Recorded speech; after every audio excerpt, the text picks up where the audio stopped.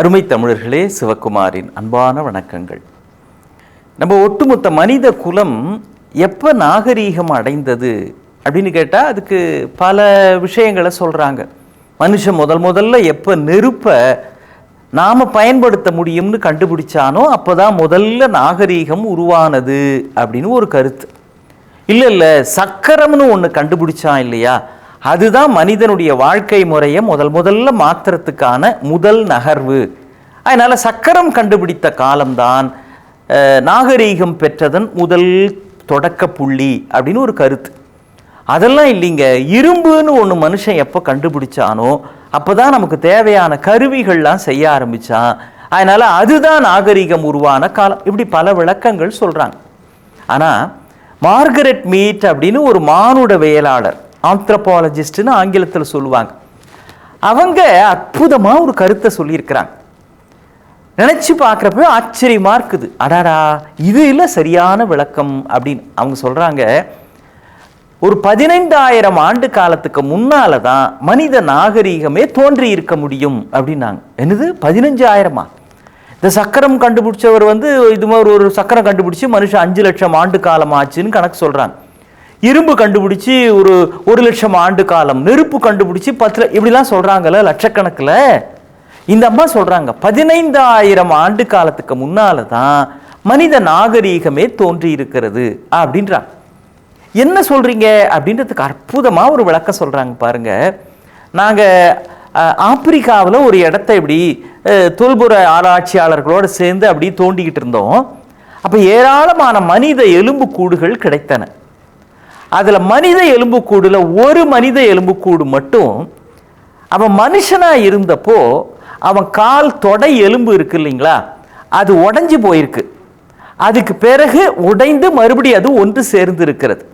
இவன் வேட்டையாட போகிறப்போ ஏதோ ஒரு மிருகம் துரத்தி இருக்கலாம், கீழே விழுந்து உடஞ்சிருக்கலாம், மறுபடியும் அது சரியாய் மறுபடியும் வேட்டைக்கு போய் அப்புறம் இயற்கையான முறையில் இறந்துருக்கிறான்.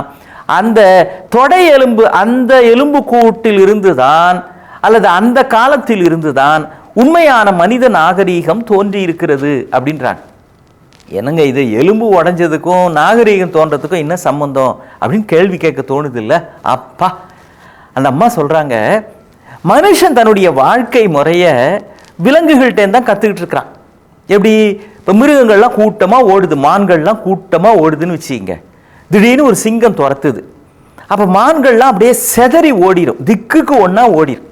சரி, இப்போ மனிதர்கள்லாம் கூட்டமாக போயிட்டுருக்குறாங்க. அப்போ பின்னாலேருந்து ஒரு ஓநாய் பாயுது. மனுஷன் அவனு திசைக்கு ஒருத்தன் செதறி ஓடிடுவாங்க. ஒருத்தன் மரத்து மேலே ஏறிக்குவான், ஒருத்தன் பக்கத்தில் குளம் இருந்தால் அது உள்ள குதிச்சிருவான், எப்படியோ தப்பிக்கிறதுக்கு பார்ப்பாங்க. இப்படித்தான் மிருகங்களிடம் இருந்து மனிதன் தன்னுடைய வாழ்க்கை முறையை கற்றுக்கிட்டான்.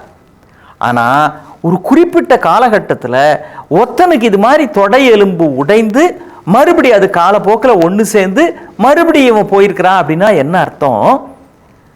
திடீர்னு ஏதோ ஒரு ஆபத்து ஏற்படுகிற பொழுது இதுபோல் இவனுக்கு கால் எலும்பு உடைந்திருக்கிறது, யாரோ சில பேர் அவனை தூக்கி கொண்டு வந்து குகையிலே வைத்து பத்திரமாக பாதுகாத்திருக்க வேண்டும். அவனுக்கு தேவையான உதவிகள்லாம் செஞ்சிருக்கணும், அவனுக்கு கொஞ்சம் மருத்துவம் கூட செஞ்சிருக்கணும். அப்புறம் அவனுக்கு அன்றாடம் அவனுடைய தேவைகளை கவனித்து அவனுக்கு உணவு கொண்டு வந்து தருதிலிருந்து அவனை குளிப்பாட்டுறதுலேருந்து எல்லா உதவியும் செஞ்சுருக்கணும். அது கொஞ்சம் கொஞ்சமாக அந்த எலும்பு மறுபடியும் ஒன்று கூடி இருக்குது. மறுபடியும் போய் வாழ்ந்து ஒரு குறிப்பிட்ட காலகட்டம் இருந்திருக்கிறான். தனியாக ஒரு மனிதன் கஷ்டப்படுகிறான்றப்போ மற்ற 4 பேர் அவனுக்கு உதவி பண்ணி அந்த எலும்பு ஒன்று கூடுறதுக்கு உதவி செஞ்சுருக்கிறாங்க. அவன் மீண்டும் நல்லபடியாக மீண்டு எழுவதற்கு உதவி செஞ்சுருக்கிறாங்களே. ஆஹா, இதுதான் உண்மையான மனித நாகரீகம். எப்படி இன்னுத்தன் கஷ்டத்தில் இருக்கிறப்போ நம்மளால முடிஞ்ச உதவியை செய்யறதுன்னு போகிறோமே, இதுதான் மனிதன் என்பதை நிரூபிக்கிறது. மிருகங்கள்லாம் அதாவது ஓடிடும். ஒரு மானுக்கு ஒரு கஷ்டம்னா இன்னொரு மான் உதவிக்கு வராது. அது அதோட குட்டியாக இருந்தால் வரும், அது வேற. அதே மாதிரி ஒரு சிங்கத்துக்கு ஒரு அடிபட்டுதுன்னா உடனே இன்னொரு சிங்கம் ஓடி வந்து அதை ஹாஸ்பிட்டலில் அட்மிட் பண்ணாது, ட்ரீட்மெண்ட் பண்ணாது. மனுஷனுக்கு மட்டும்தான் இதையெல்லாம் செய்ய முடியும். இப்படி செய்கிற பொழுதுதான் நாம் மனிதன் என்பதை நிரூபிக்கிறோம். பாரதி சொல்லுவான், பக்கத்திருப்பவன் துன்பம் பார்க்க போறாதவன் புண்ணிய மூர்த்தின்னு. அடாடா, உன் பக்கத்தில் ஒருத்தன் கஷ்டப்படுறானா, உனக்கு அதை பார்க்கறதுக்கே கஷ்டமா இருக்கா, நீ தான்ப்பா உண்மையான புண்ணிய மூர்த்தி அப்படின்னு பாரதி ஒரு பெரிய நற்சான்றிதழ் தருகிறான். ஒரு இளைஞர் ஒருத்தர் ஏதோ ஒரு காரணத்தினால வாழ்ந்தது போதும்னு முடிவு பண்ணி முடிச்சுக்கிறதுக்கு முயற்சி பண்ணியிருக்கிறார். அதுக்குள்ளே வீட்டில் இருக்கிறவங்களாம் கண்டுபிடிச்சி அவரை கொண்டு போய் மருத்துவமனையில் சேர்த்துட்டு அதுக்கு ட்ரீட்மெண்ட் தரான். அப்போ பக்கத்து பெட்டில் ஒரு பெரியவர் படுத்திருக்கிறார். அவர் இந்த பையன்கிட்ட விசாரிக்கிறார், என்னப்பா என்ன எப்படி இருக்கிற, என்னாச்சு ஏதாச்சு அப்படின்னு. அவனும் என்னங்க, எனக்கு வாழ்க்கையில் ஒன்றும் பெரிய விருப்பம்லாம் இல்லைங்க, போதுங்க, நான் எதுக்குங்க, அவள் இல்லாமல் எதுக்குங்க ஒரு வாழ்க்கை அப்படின்னு சொந்த கதை சோக கதையெல்லாம் ஆரம்பித்தான். அவர் உடனே இந்த பக்கம் திரும்பி பார்த்து, பா இந்த ஜன்னல் இருந்து நான் பார்க்குறேன், இங்கிருந்து பார்த்தா பக்கத்தில் ஒரு பள்ளிக்கூடம் இருக்குப்பா, அது இருக்கட்டுங்க பெரியவரே, அதுக்கு என்னன்னு. இல்லை இதை கேளு, அந்த பள்ளிக்கூடத்தில் பிள்ளைங்களாம் வராங்க, இந்த மாதிரி ஃபுட்பால் விளையாடுறாங்க. இவர் இங்கிருந்து நேர்முக வர்ணனை சொல்கிறார். இந்த பையன் இருக்கிற இடத்துல இருந்து ஜன்னலுக்கு வெளியில் நடக்கிறது தெரியல, கொஞ்சம் தள்ளி. இவருக்கு அது நல்லா தெரியுது. பார்த்து சொல்கிறார், 10 பிள்ளைங்க விளையாடுறாங்க, ஒரு பையன் கோல் அடிக்கிறான், உடனே ஓடி வந்து இன்னொரு பையன் தடுக்கிறான், ஒருத்தன் கீழே விழுந்துடுறான், ஒருத்தன் தூக்கி நிறுத்துறான், அப்புறம் இப்போ கோல் போட்டாங்கப்பா அப்படின்னு அங்கே நடக்கிறதெல்லாம் தினம் இவனுக்கு ஒவ்வொரு நாளும் கொஞ்சம் கொஞ்சமாக சொல்கிறார்.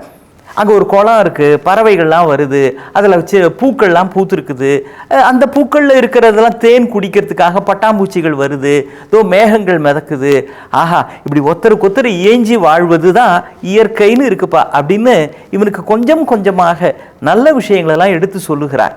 மனசுக்கு தன்னம்பிக்கை தருகிறார். ஒரு நாள் காலையில் அந்த பையன் எந்திரிச்சு பார்க்குறான், பக்கத்து பெட்டில் அந்த பெரியவரை காணோம். அந்த நர்ஸை கூப்பிட்டு கேட்குறான், என்ன பெரியவர் ஒருத்தர் இருந்தாரே என்னாச்சு? இல்லை அவர் இரவு உயிர் போயிடுச்சு அப்படின்னு. ஏம்மா என்னம்மா ஆச்சுன்னு. அது ஒன்றும் இல்லை, ஏதோ இதய கோளாறு அப்படின்னு. அடாடா, அவர் போனது எனக்கு பெரிய நஷ்டமா. அந்த ஜன்னல் வழியாக பக்கத்தில் நடக்கிறதெல்லாம் பார்த்து பள்ளிக்கூடத்தில் நடக்கிறதெல்லாம் சொல்லுவார், இயற்கை காட்சிகளை சொல்லுவார், எனக்கு ஒரு பெரிய தெம்பும் தன்னம்பிக்கையும் வரா மாதிரி விஷயங்களெல்லாம் சொல்லி ஒரு ஊக்கத்தை உற்சாகத்தை தந்திருக்கிறாரு. அவர் போனது எனக்கு பெரிய இழப்பு அப்படின்னா அந்த நர்சம்மா சொன்னாங்க. முடியாதே, இருக்க முடியாதே, ஏன்னா அவர் கண் பார்வையே கிடையாது, அவர் எப்படி இதெல்லாம் உங்களுக்கு சொல்லியிருக்க முடியும், என்னங்க நீங்கள் அப்படின்ட்டு போயிடுச்சு. இவனுக்கு அப்போ தான் தெரிஞ்சது, தான் படுகிற கஷ்டத்தை கூட ஒதுக்கி வைத்து விட்டு என்னுடைய மனசுக்கு உற்சாகம் தர வேண்டும்ன்றதுக்காக கற்பனையான சில விஷயங்களை சொல்லி எனக்கு ஊக்கம் தந்திருக்கிறாரே, அவரல்லவா மனிதர், தான் போனாலும் நான் வாழ வேண்டும்னு நினைச்சு சில வார்த்தைகள் மூலமாக என் வாழ்க்கையில் ஆனந்தத்தை, நம்பிக்கையை, உற்சாகத்தை வார்த்திருக்கிறார் என்றால் இப்படிப்பட்டவர் அல்லவா சிறந்த மனிதர்னு அந்த இளைஞன் மனசுக்குள்ள ஒரு பெரும் பிம்பமாக அவர் காட்சி அளிக்கிறார்.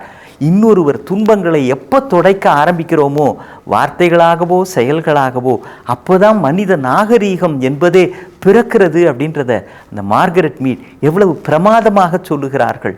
ஆந்த்ரோபாலஜிஸ்ட் அப்படின்னு மானுட வேளாளர்கள் அறிவியல் பூர்வமாக நம் நாகரீகத்தை நிறுவுவது வேறு, உணர்வு பூர்வமாக பண்பின் அடிப்படையில், பண்பாட்டின் அடிப்படையில் நாம் உயர்வதுதான் நாம் உண்மையிலேயே நாகரீகமானவர்கள் என்பதை காட்டுகிற விஷயம் இல்லையா? மீண்டும் நாளை சந்திப்போமா?